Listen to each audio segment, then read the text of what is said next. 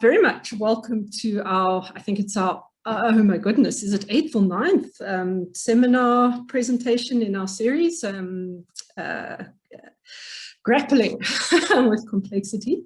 This time we're going to welcome Bruce Janz, who is a professor in the Department of Philosophy, co-director of the Center for Humanities and Digital Research, and core faculty in Texts and Technology Ph.D. program. Quite a huge portfolio. And all of this is at the University of Central Florida in Orlando, Florida. And he lists his areas of research and writing as African philosophy, contemporary European philosophy, digital humanities, place and space, that's the one we're particularly interested in at the moment, and cultural theory. And he's kind of taught all over the place, Canada, US, Kenya, and South Africa.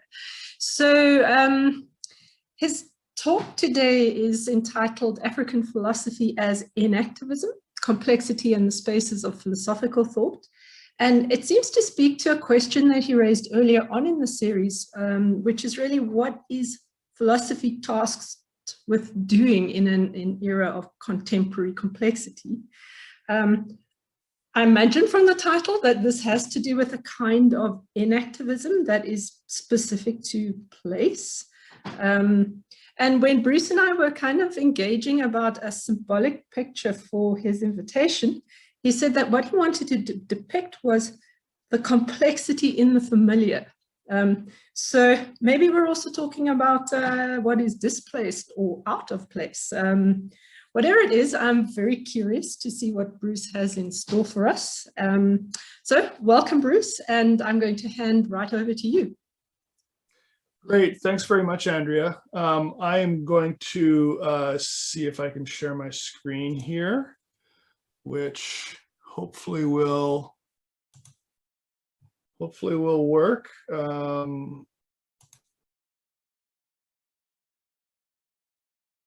And okay, I think we're sharing the screen here. Now I just have to turn this into an actual slideshow.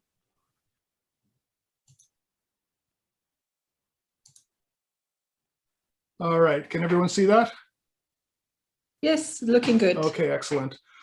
So when Andrea first sent the notice around for this seminar, I was very intrigued by it, and I got in touch with her because it seemed like it was very much in line with the book that I have finished and is under review right now. And the book is really an attempt to retell some of the history of African philosophy, and by, my scope here is really contemporary African philosophy, or what you might think of as academic African philosophy over the last 70 or so years. I'm fully aware, of course, that African philosophy also includes much older texts and much older oral traditions and things of that nature. But what I'm interested in is the way that the story about what constitutes African philosophy has been told over that time. And in a certain sense, that project started with my first book, Philosophy in an African Place. In that book, I tried to make the case that the question that African philosophy had been trying to answer over that time is really an illegitimate question.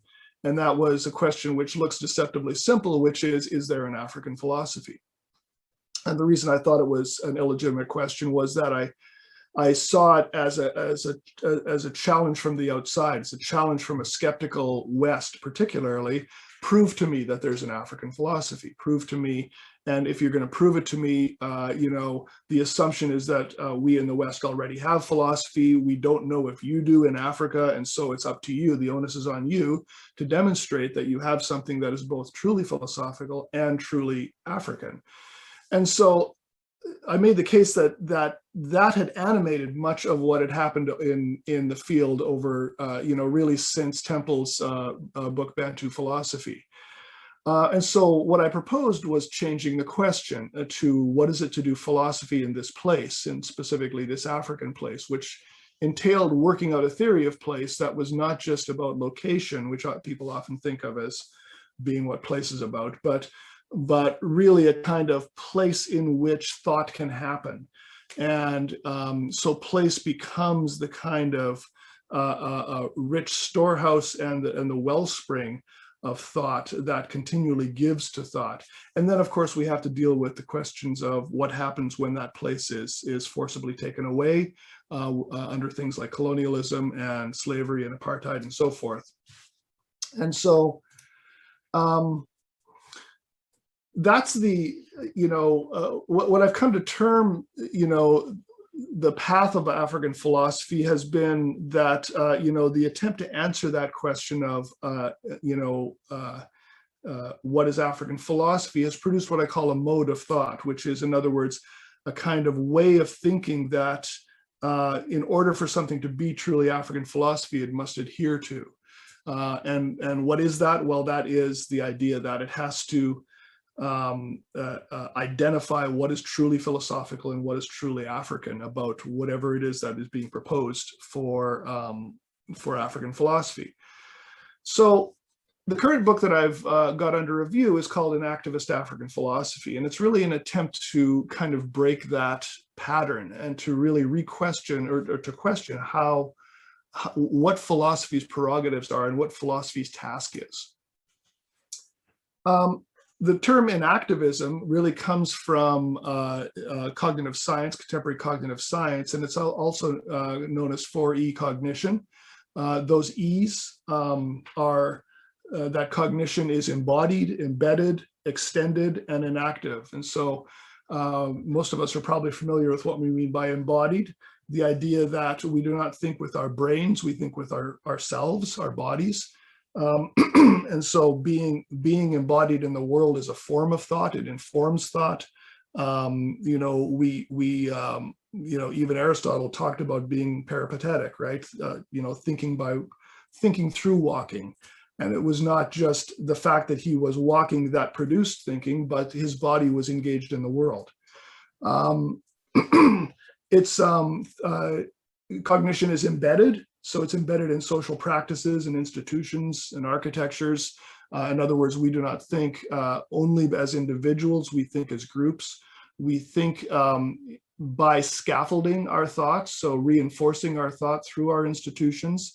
If we want to think about race, for example, as a concept, we have certain kind of institutional and cultural tools to do that. We have institutes, we have journals, we have curricula, we have all sorts of things like that. So our thought is embedded in a world.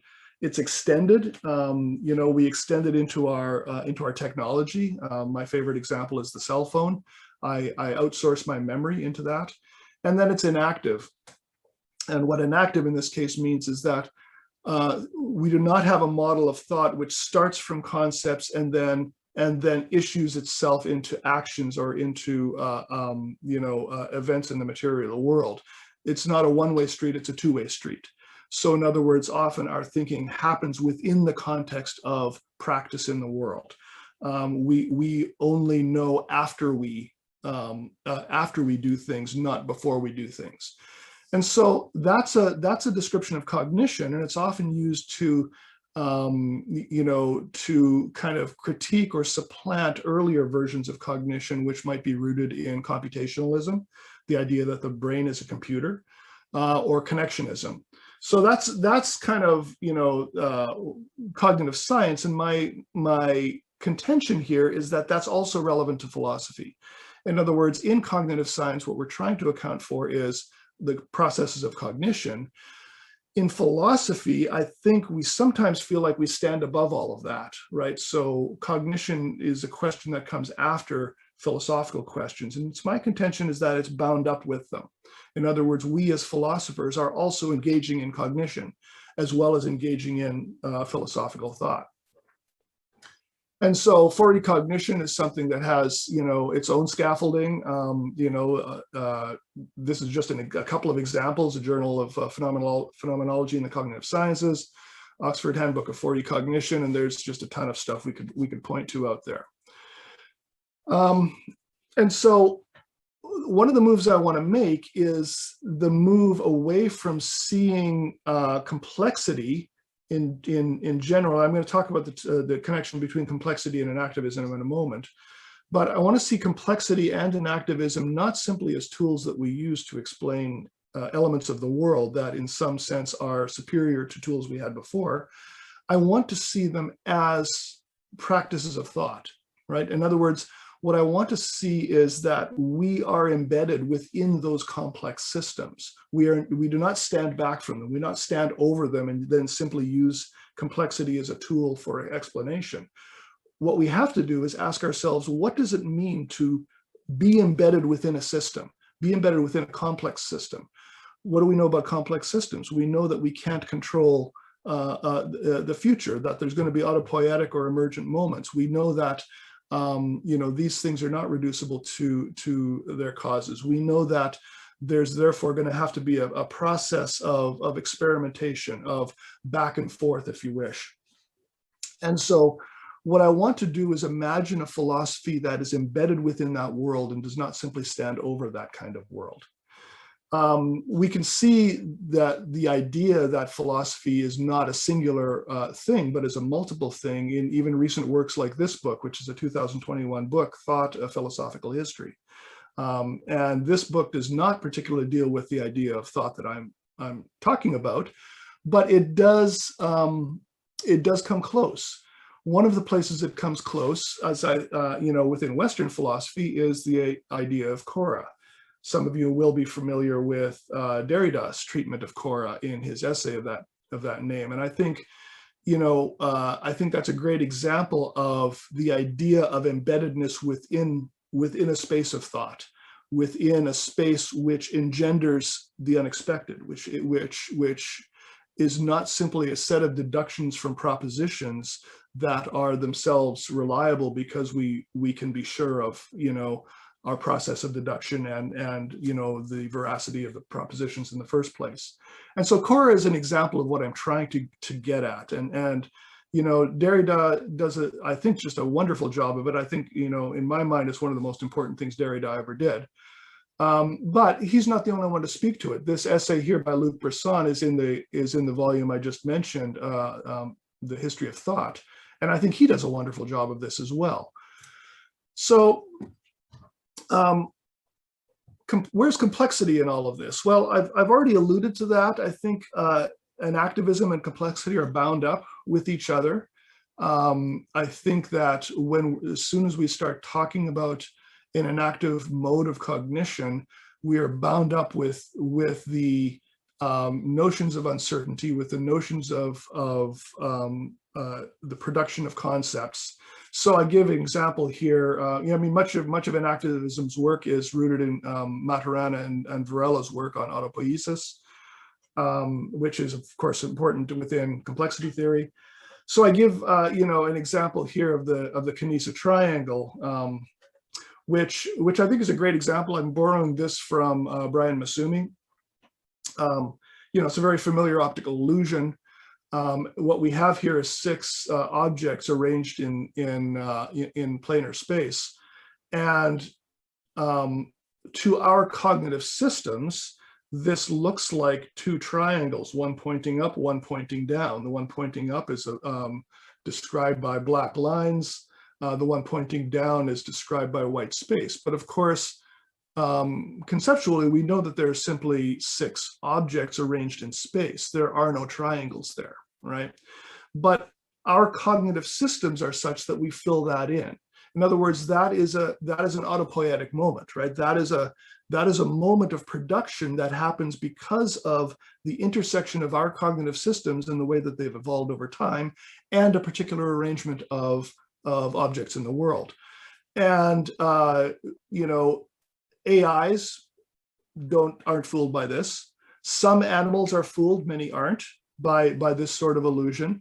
What I'm saying is that it is not simply a feature of the objects in the world that makes this an illusion. It's a feature of the intersection, the kind of virtual moment that happens when our cognitive systems comes into contact with this perceptual moment. And so that's a very simple example of what I think of as a moment of emergence. But it's a persistent moment of emergence. I mean, what's notable about this is that not that we see those triangles, it's that we can't help but see those triangles, right? It's persistent in that sense. And so when we're thinking about complexity, we're not necessarily thinking about something that's unexpected. We might be thinking about something which is a moment of production between our cognitive systems and features of the world. So what I have in mind when I talk about enactivism as philosophy is the idea that philosophy is rooted in places, and this is something I've worked on throughout my career. Philosophy does not simply transcend place and lose its tie to place in its search for universals. Place is event. In other words, it's those happenings. It's like the Kanisa triangle. There's an event that happens at that moment.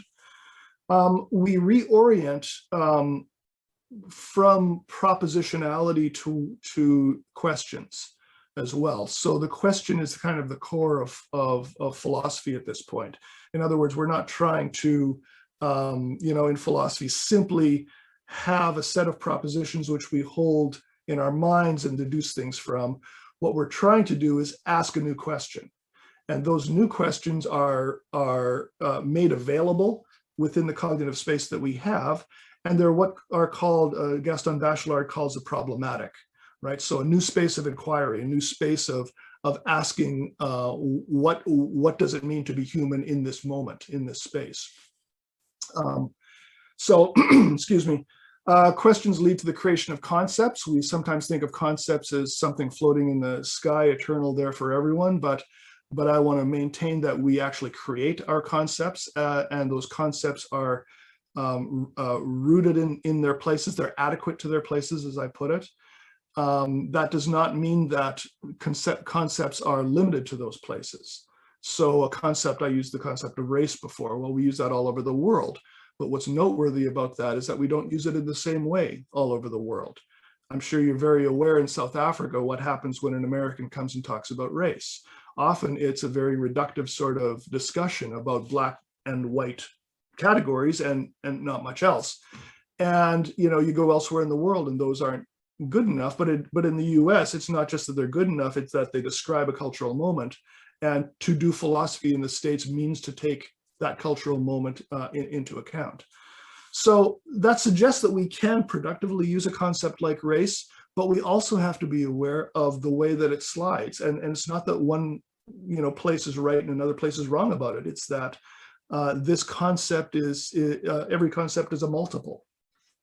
So concepts strive for the universal. This is still the philosopher's task, but concepts are still rooted in places.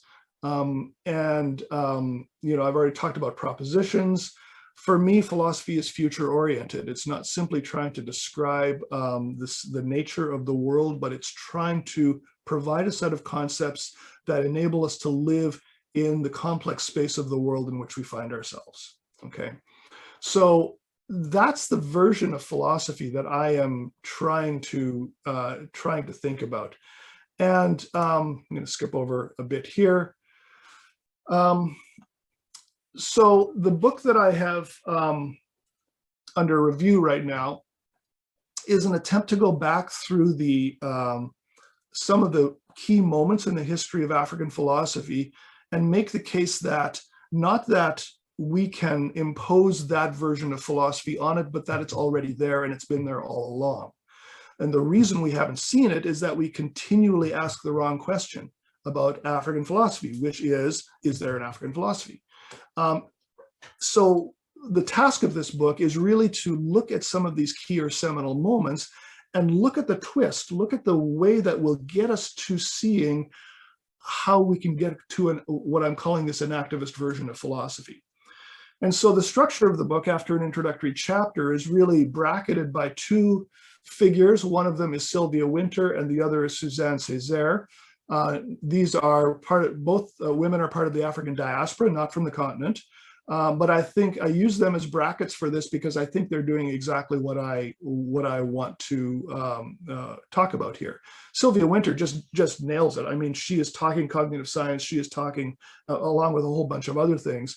And so she's just such a wonderful place to start on all of this, because I think she just lays the agenda down. Suzanne Césaire was the wife of Amy Césaire. She was the editor of the journal Tropique in Martinique. And I think she gives us a version of negritude that also exemplifies what I'm trying to talk about here. So those are the brackets of the book. Between those two, I've got 6 chapters which go after these key moments. And what I want to do for the rest of my talk is, I probably won't get through all of them, but I want to just give a flavor of some of these figures and how I think this, how I'm seeing this embedded within what they're doing, even though that's not what has come to the surface in them. So I deal with, the controversial so-called beginning, although many would dispute that he really is the beginning of African philosophy, academic African philosophy, and that's Placide Tempels and Bantu philosophy. Of course, again, I'm very aware of William Anton Amo and Ethiopian philosophy and ancient Egyptian philosophy and all of those sorts of things. Those are the real beginnings of African philosophy. What I'm talking about is the space in which African philosophy has answered this, what I'm calling a European or a Western challenge. So I'm going to talk about Tempels for a bit. John Mbiti, anyone who does African philosophy will know John Mbiti, and what they'll know him for is a theory of time. I want to talk about, Odera Oruka and sage philosophy, Mugobe Ramose and Ubuntu, and if we can get to it, we'll talk about Sophie Olúwolé and Achille Mbembe, but we might, I want to have enough time for discussion as well. So let's talk about Tempels. Tempels works in what we think of as southern DRC now, Congo. Writes his book Bantu Philosophy in the 1940s, translated in the 50s. And it's the highly controversial, from an African philosophy point of view, so-called beginning of African philosophy. Why is it controversial? Well, first off, clearly this is a European who writes this book, a European Christian missionary. There is a huge discussion about whether what he has found is really representative across Africa. After his time, there's immediate, if you wish, correctives from people like Alexei Kagame, who really ground his discussion of language much more deeply, and most notably, it is the focal point of Pauline Hountondji's criticisms around ethnophilosophy. That is the idea that we conceive African philosophy as kind of anonymously held uncritical cultural wisdom. And so he looks to Bantu philosophy as a prime example of that. And that's really the discussion that philosophers have had around Tempels. Here's this book called Bantu Philosophy. Well, is it really, Bantu philosophy? Maybe it is, maybe it isn't. And so it divides the philosophical world into the universalists and the particularists, people who believe that, African philosophy really can be found within the kind of traditional cultures, and those who believe that, as Hountondji puts it, it needs a new literature, and that literature should be, in a broad sense, scientific. So that's the discussion that philosophers will be familiar with. Here's the discussion that they won't be familiar with. Anthropologists know this, but philosophers, almost no philosophers seem to acknowledge that there was a movement that grew up around temples in the southern Congo called the Jamaa movement. And that movement is often identified as a religious movement, but really, if you look at it, it's much more a philosophical movement. What it was a group of people who used Bantu philosophy and other things that Tempels had written as a kind of lens for African experience to try and bring to the foreground what they saw as some of the salient or central elements of what it meant to be African. It was very much a practiced thing. Not a lot of literature came out of it. It was really much more about how people acted in the world. And so what There were a couple of ethnographies that were done on this, you know, the one I showed in the previous slide and this one by Willie de Kramer. And what you see here is not an attempt to answer the question, you know, what is the identity of African philosophy, but rather, what is it to live as an African?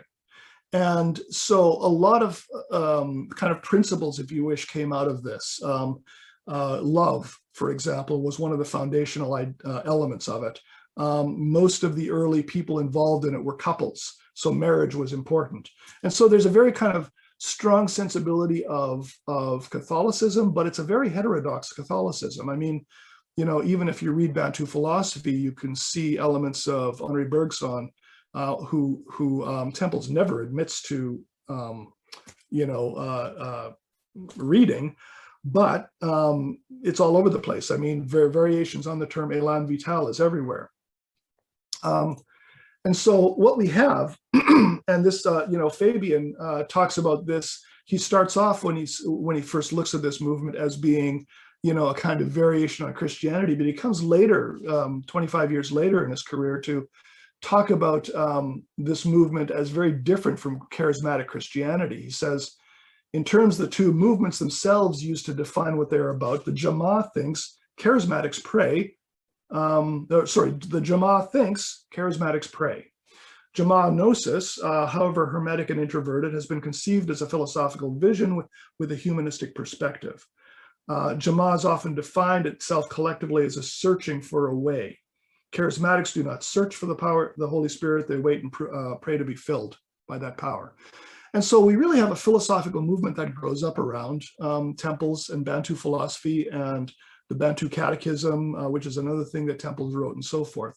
And so the argument I want to make is that this too is philosophy. And in fact, in an enactivist sensibility, this is a kind of posing of a question of what it means to be African in a very lived context that ought to be taken seriously as, you know, part of the legacy of Bantu philosophy. In other words, the conversation should be much broader than simply, you know, is this ethnophilosophy or isn't it? So, so that's Tempels. John Mbiti, famous, you know, for this book especially, although he wrote a lot of other books, African Religions and Philosophy.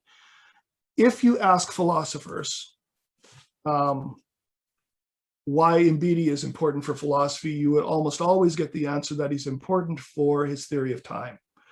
His theory of time comes in chapter 3 of that book. That chapter is 14 pages long. The book itself is 300 pages long. I know almost no philosophers that admit to reading the rest of the book, okay? And so what you have, in fact, is this very, you know, the question of time has already been determined in advance. And people go to look at Mbiti for an answer to that question, which is there an African theory of time? And what Mbiti proposes is this distinction between Sasa and Zamani. But Mbiti works out that distinction throughout the entire book. What philosophers usually do is simply go for that chapter and stop there. So here's a chart that's actually in that chapter. So to give you a sense, if you're not familiar with it, of how Mbiti talks about Sasa and Zamani. And it's really a distinction between ways that we would think about temporality, both in the past, the present, and the future. The criticism of Africans by the West was often that there was little or no conception of the future, especially the distant future, and therefore no possibility to plan for things. And so Mbiti seems to feed into that, right? He seems to be, you know, what he seems to be doing is giving us an account of just why that is.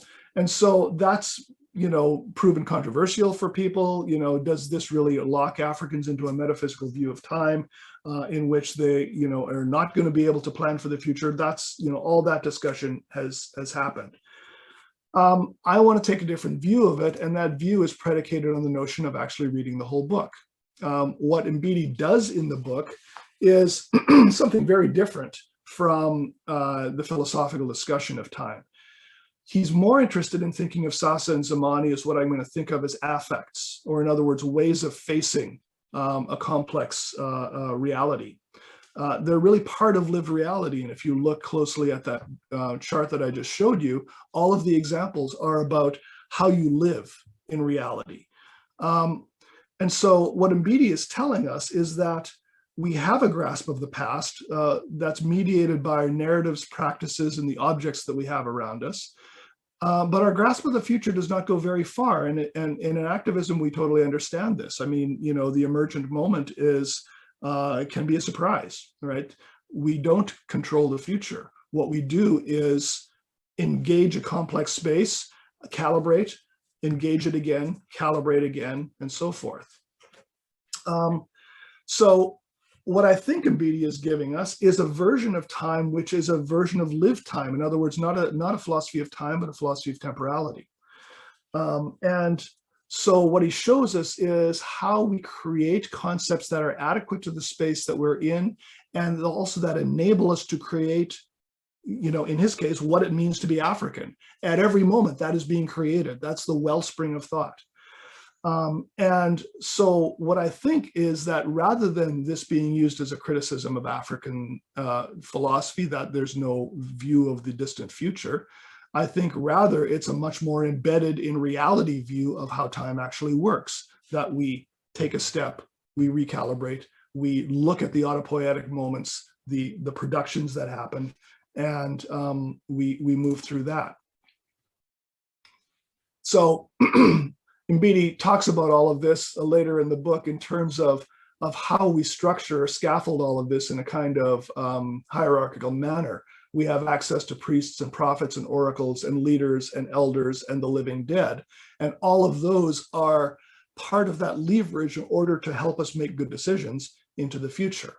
So, so it's a different version of time, I think, than what often happens within you know, the philosophical discussions.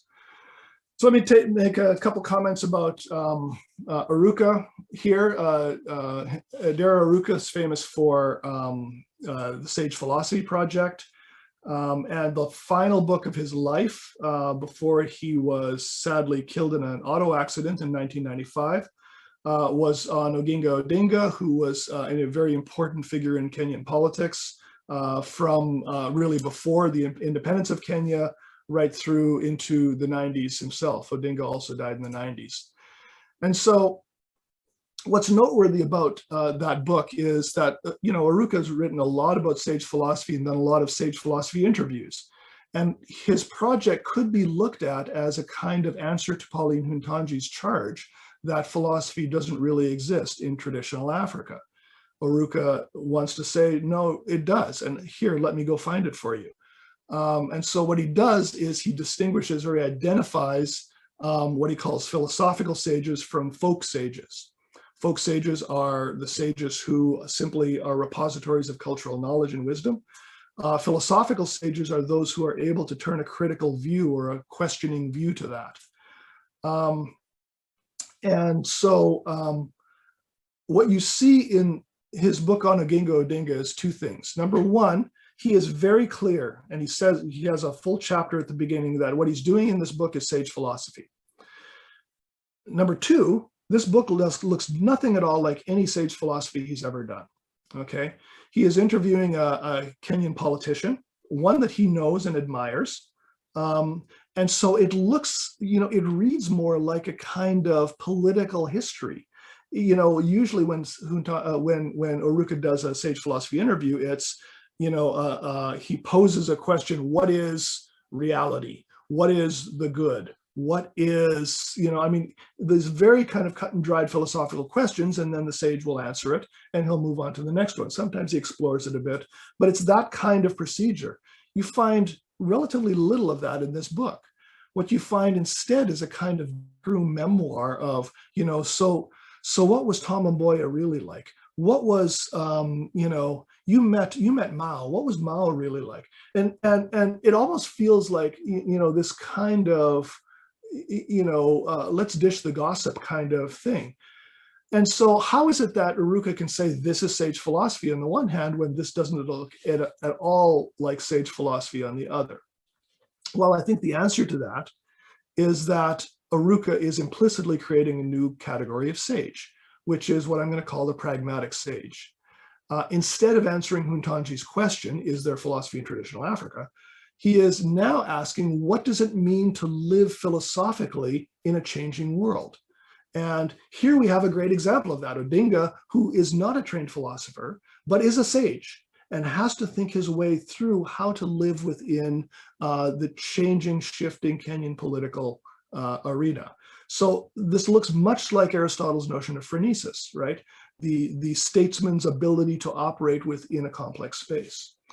And so what I think is happening here is what Eduardo Viveros de Castro in South America talks about in his book Cannibal Metaphysics as taking indigenous thought seriously, right? In other words, when he talks about that, de Castro says taking indigenous thought seriously means not neutralizing it. It means bracketing, for example, the question of whether and how such thought might illustrate human cognitive universals, explain modes of transmission of socially determined knowledge, express a culturally particular worldview, functionally validate a given distribution of political power, and so forth. It does not mean believing what the Indians say or regarding their thought as the expression of some truth about the world. It's what he calls another poorly formulated question. And I think de Castro nails it here. I think what Oruka is trying to do is to get to a different register of philosophy in this particular sage interaction. So it's much more, and Viveros de Castro is not in any sense a sage philosopher, but I think for this particular purpose, I think he's nailed it. You know, there is a kind of cannibal metaphysics that's going on with all of that. So the last person I want to talk about is Mogobe Ramose and his version of Ubuntu. As you all well know, Ubuntu is a concept that resonates across South Africa for a whole variety of reasons, used in many different contexts and ways. And often it is thought of as an ontology or an ethic or a political philosophy.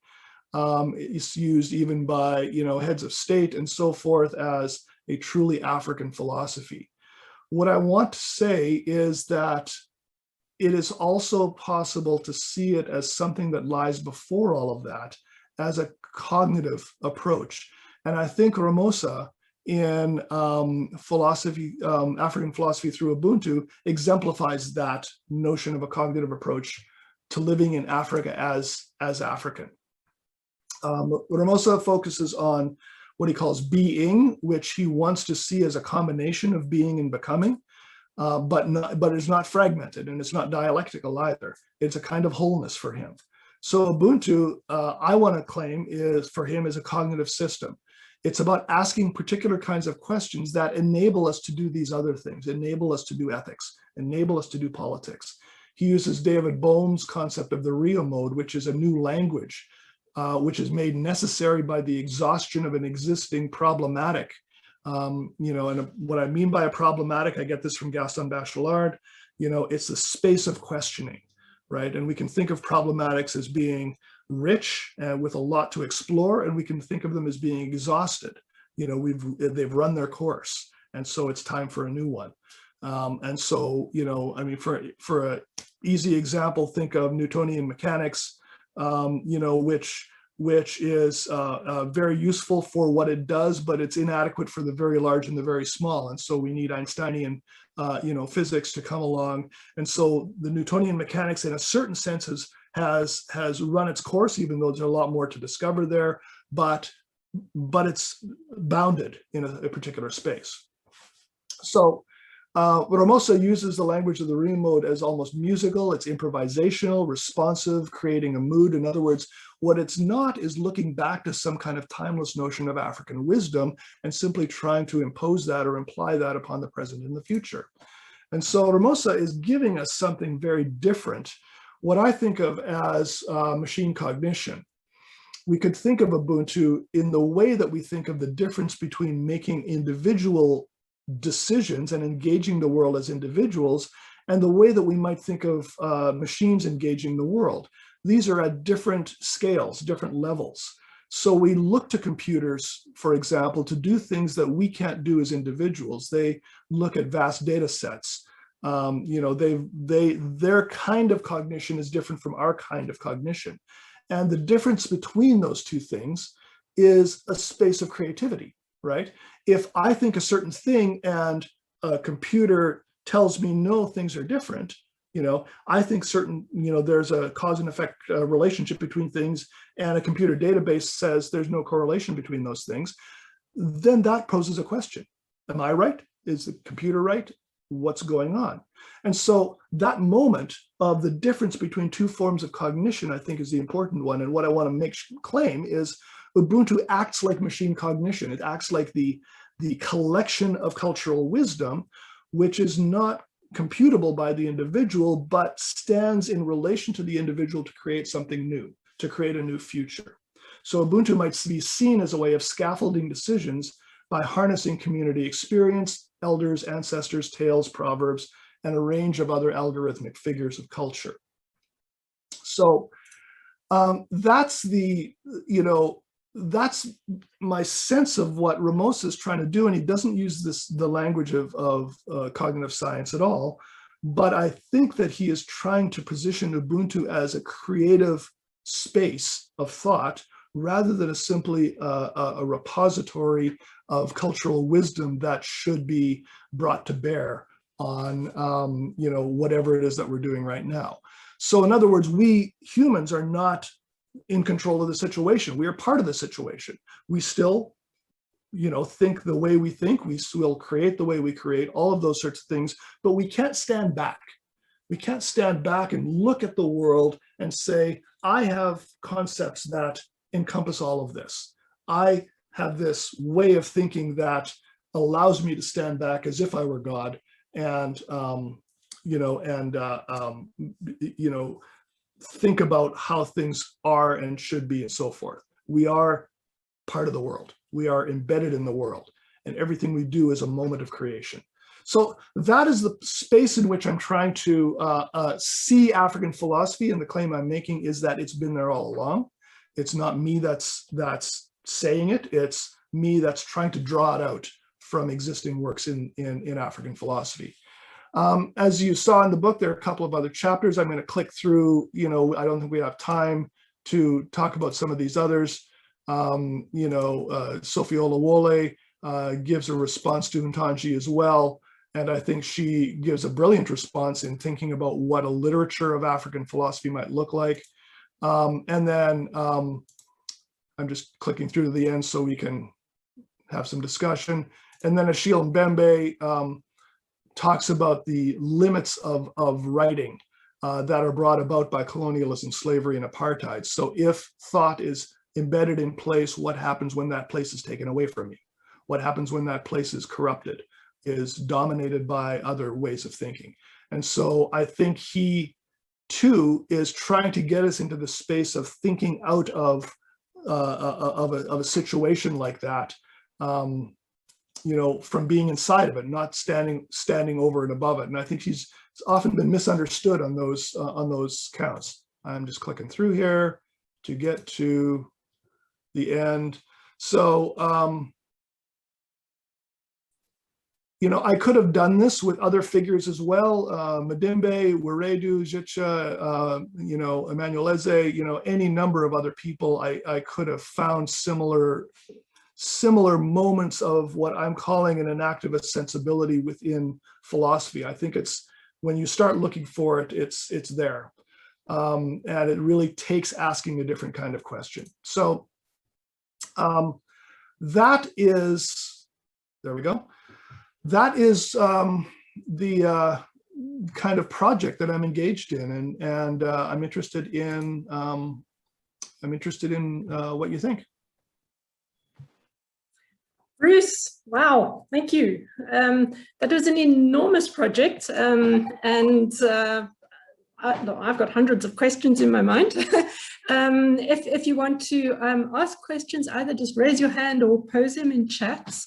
But perhaps let's just dive right in. And first of all, just thank you. I mean, I should be watch my manners.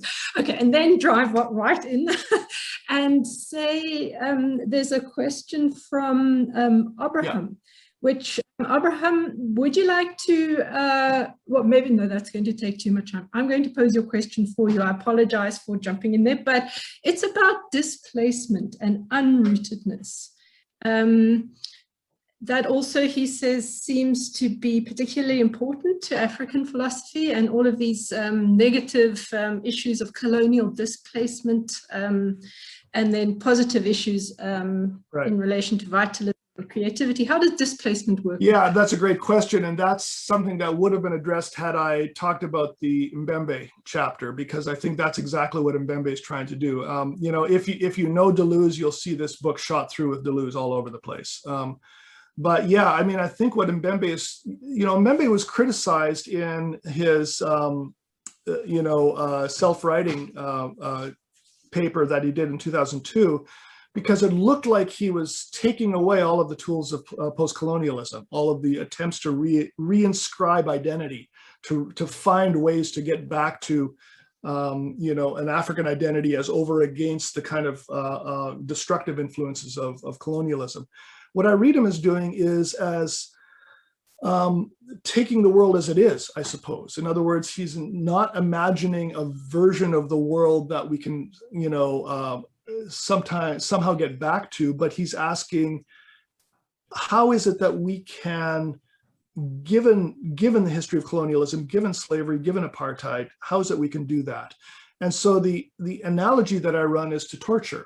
If you look at the way that torture manifests itself, it is, as I argue, as a kind of loss of forced loss of place, right? You know, if you look at Holocaust literature, especially Jean Amery and people like this, you get this sense that there is no place in the world for the Jew anymore. That has been forcibly taken away. Even the place we thought we had is not there anymore, in any kind of sense at all.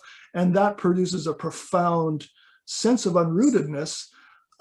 You can see in some of the affects of people that have been tortured attempts to reinscribe place in a variety of ways. So some of them will engage in repetitive movement, bodily movement, pacing, things like that. Some of the therapies are things like, dance therapy. They're an attempt to bring together the trauma of the mind and the trauma of the body and reinscribe the potentiality for place.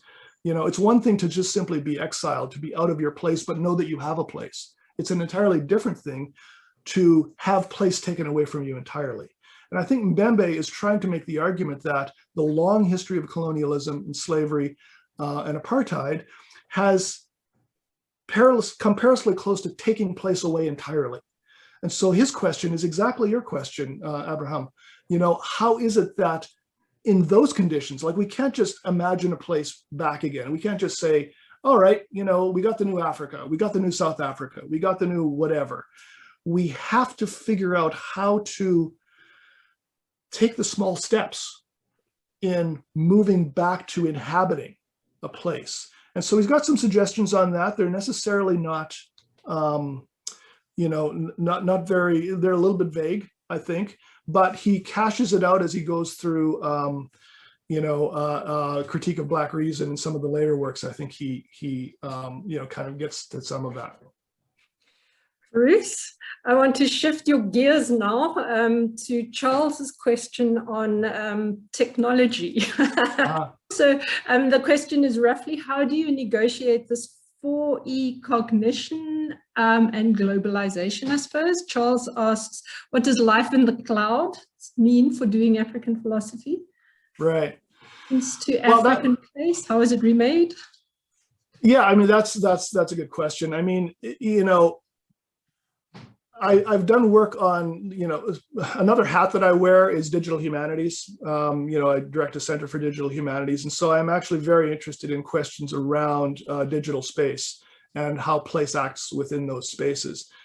And I think we can equally talk about virtualities within those kinds of spaces. And so if you think about what it means to evoke a sense of place within a virtual space, often people think about that as being, what I call verisimilitude. And so in other words, in a game situation, let's say, how do you evoke place? Well, you make it as photorealistic as possible. You make it as, you could mistake it for, a place. And I think that's a mistake.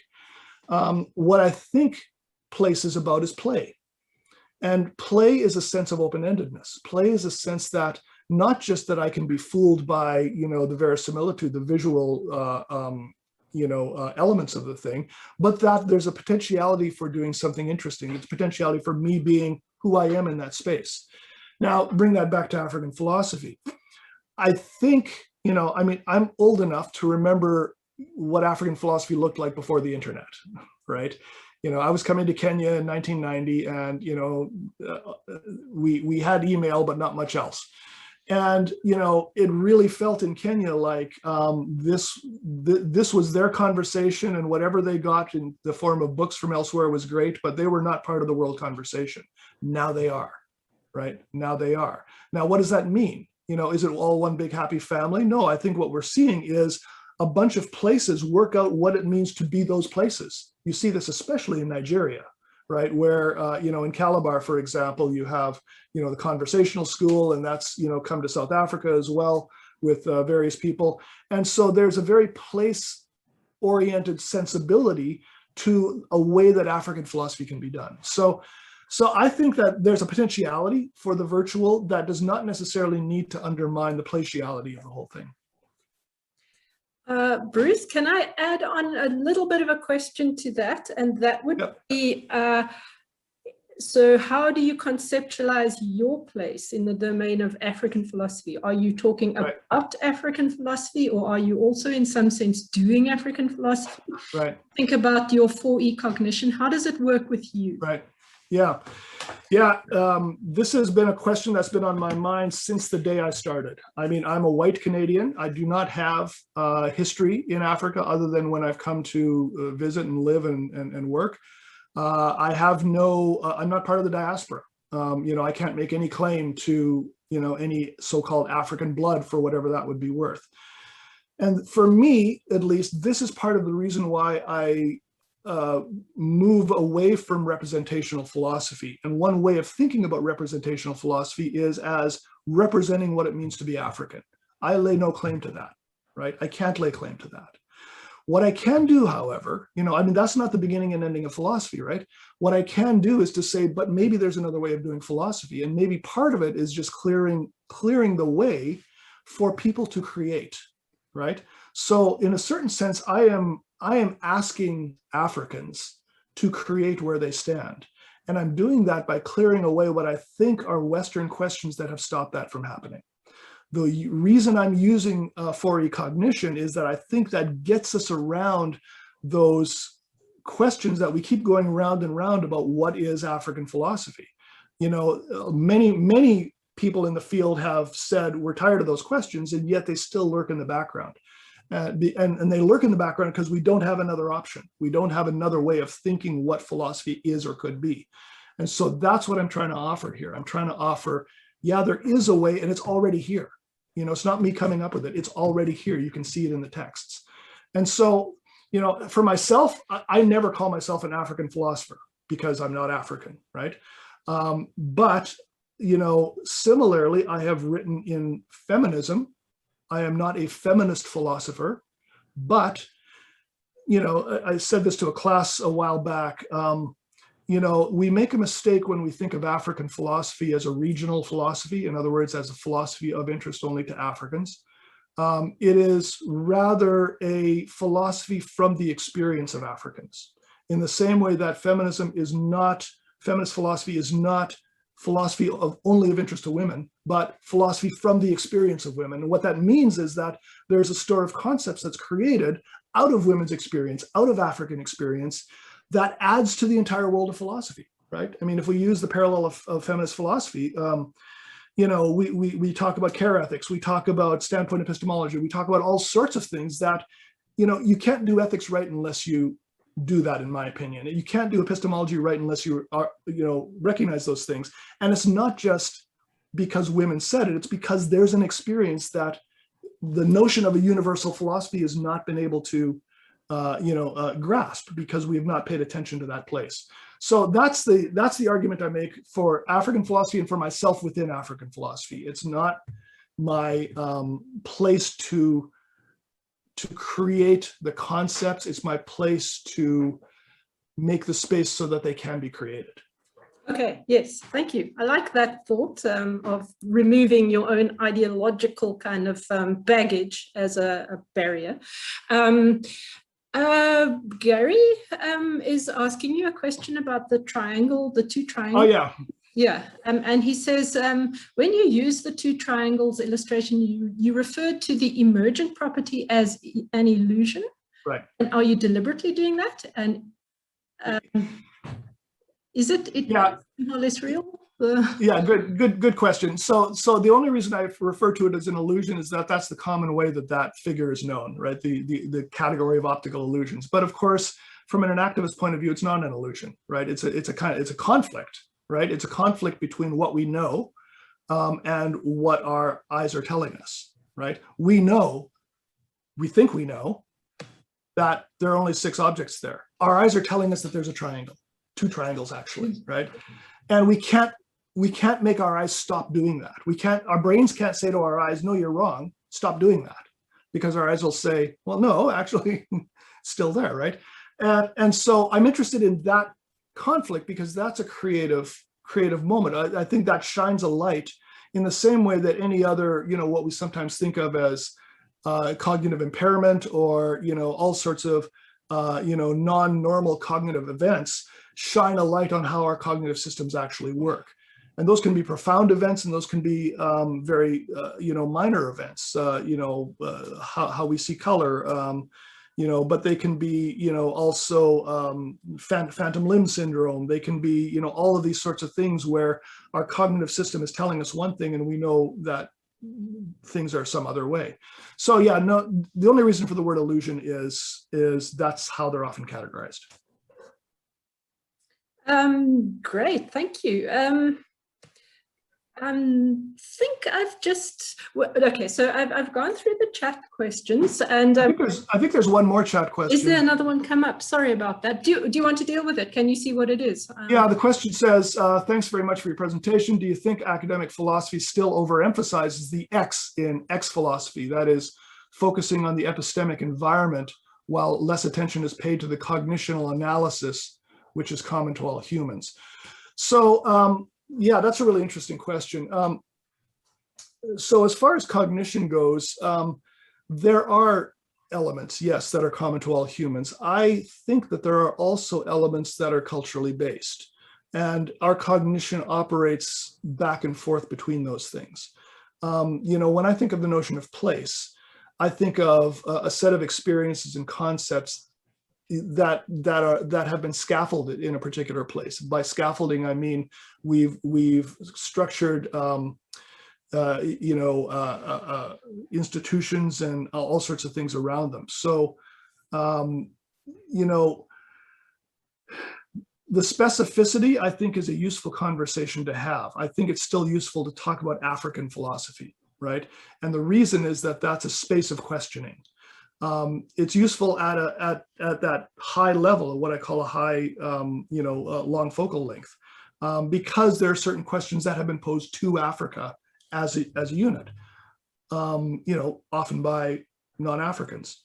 But there's also senses of engagement at different levels. So it makes sense to talk about Kenyan philosophy, right? There are questions that are within that space. So I want to maintain the X in X philosophy while full well recognizing that there are elements of our cognition that extend to us as a species. Thanks. Kind of leading on from that a little bit, it's back to that question of one of the examples you mentioned about the discourse on race in the US.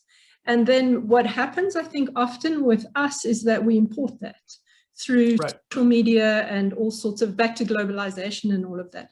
And in a way, we import it out and we take it out of context. And it becomes a kind of all sorts of bones of contention here when it's reflecting it. And so the question would be, is there any way of negotiating that? Yeah. So, well, I could recommend a great book on that by the great Mika Ball. I don't know if you know Mika Ball. She is a Dutch, what do we even call her? She's one of the foundational figures in narratology. She is a curator. She is a history of religions person. And anyway, she wrote about 20 years ago, she wrote a book called Traveling Concepts in the Humanities, a Rough Guide. And what she argues for is an idea of the way concepts move across disciplinary boundaries, geographical boundaries, all of those sorts of things.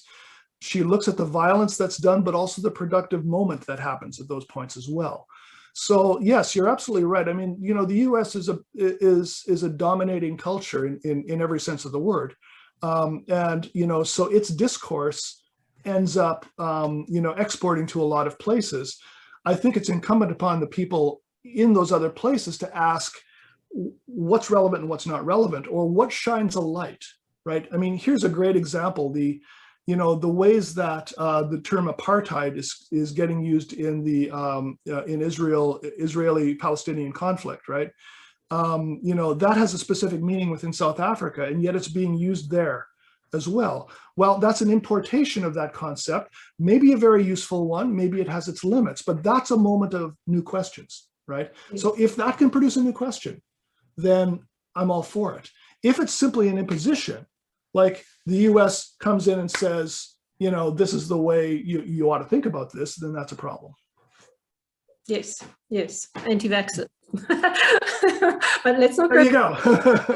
Yeah. All right. Unless there are burning questions, we're running a little bit over time, but it's been fascinating. I see that from the chats, quite a few people have had to leave for other meetings and all of that. So maybe it's maybe we should give Bruce a rest and a break. And I know, because it's 5 in the morning there or something, and I'm sure you're desperate for your. It was 5, now it's 6. Okay, now it's 6, yes. But thank you very, very much for that. I mean, it was an incredibly rich talk. As always, there is so much in these talks that it's almost overwhelming. But what we have done is, at least in one of the talks so far, one of the very early ones, we've started a kind of a satellite set of conversations between another group of people. This is the talk on race. So I'm hoping very much that the conversation partners will get it together to hand me over the recordings, and we'll upload those as well as a kind of ongoing conversation there. So I'm actually going to put it out to everybody who's still here, that if you do want to continue these conversations in a more in-depth way, in a smaller kind of forum, let me know. I'm sure I can make things happen.